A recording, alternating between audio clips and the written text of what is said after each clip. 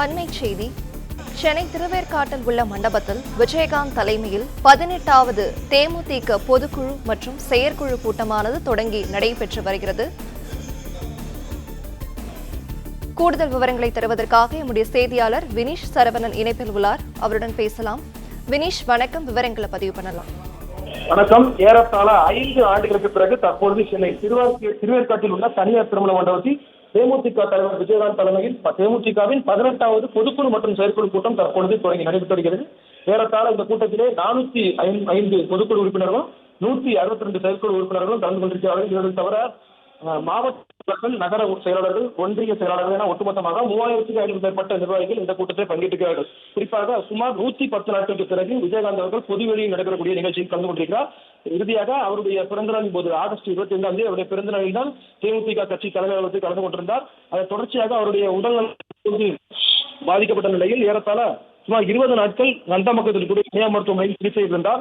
தற்பொழுது அவர் சிகிச்சை முடிந்து கடந்த திங்கட்கிழமை தான் வீடு திரும்பியிருந்தார். அவர் வீடு திரும்பிய உடனேயே இந்த பொதுக்குழு தொடர்பான அறிவிப்பை தேமுதிக வெளியிட்டிருந்தது. அதன் அடிப்படையில் தான் தற்பொழுது இந்த தேமுதிகவின் 18வது பொதுக்குழு மற்றும் செயற்குழு கூட்டமானது நடைபெற்று வருகிறது. இந்த கூட்டத்திலே தேமுதிகவின் பொதுச்செயலாளர் விஜயகாந்த் தலைமையில் நடக்கூடிய இந்த கூட்டத்தில் பொருளாளர் பிரேமலதா, அதே போல மாநில துணை செயலாளர் சுதீஷ், துணை செயலாளர் பார்த்தசாரதி, அவைத்தலைவர் இளங்கோவன் உட்பட பல்வேறு நிர்வாகிகளும் கலந்து கொண்டிருக்கிறார்கள்.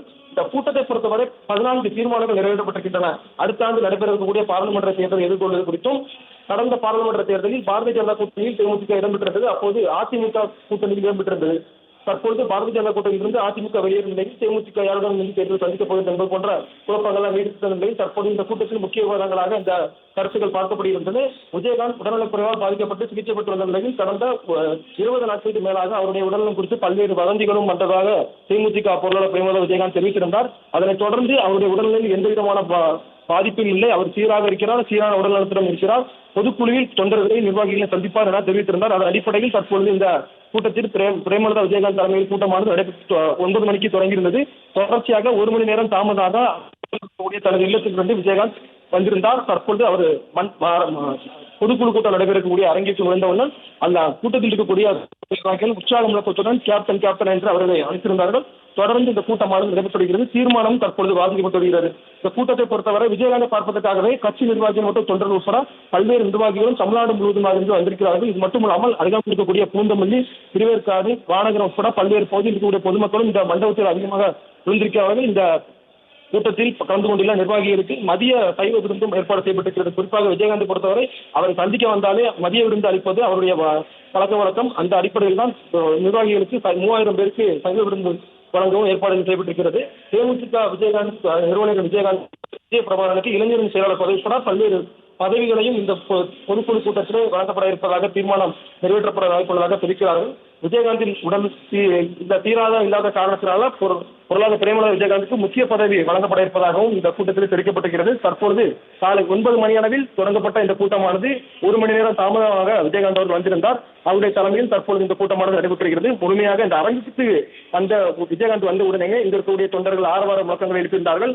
ஏற்கனவே கடந்த சில நாட்களாக விஜயகாந்தின் உடல்நலம் குறித்து பல்வேறு வதந்திகள் எழுந்த நிலையில் தற்பொழுது தொண்டர்களின் உணர்ச்சி பொங்க தற்போது விஜயகாந்த் அவர்கள் இந்த கூட்டத்துக்கு நுழைந்திருக்கிறார். பல்வேறு ஏறத்தாழ 5 ஆண்டுகளுக்கு பிறகு விஜயகாந்த் தலைமையில் நடைபெறக்கூடிய பொதுக்குழு கூட்டம் என்பதால் முக்கியமான தீர்மானங்கள் நிறைவேற்றப்பட்டிருக்கிறது.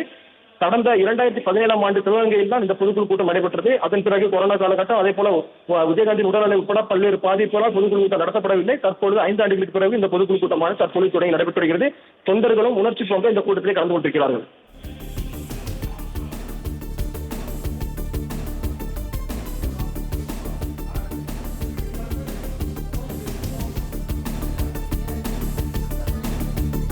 விவரங்களுக்கு நன்றி வினீஷ்.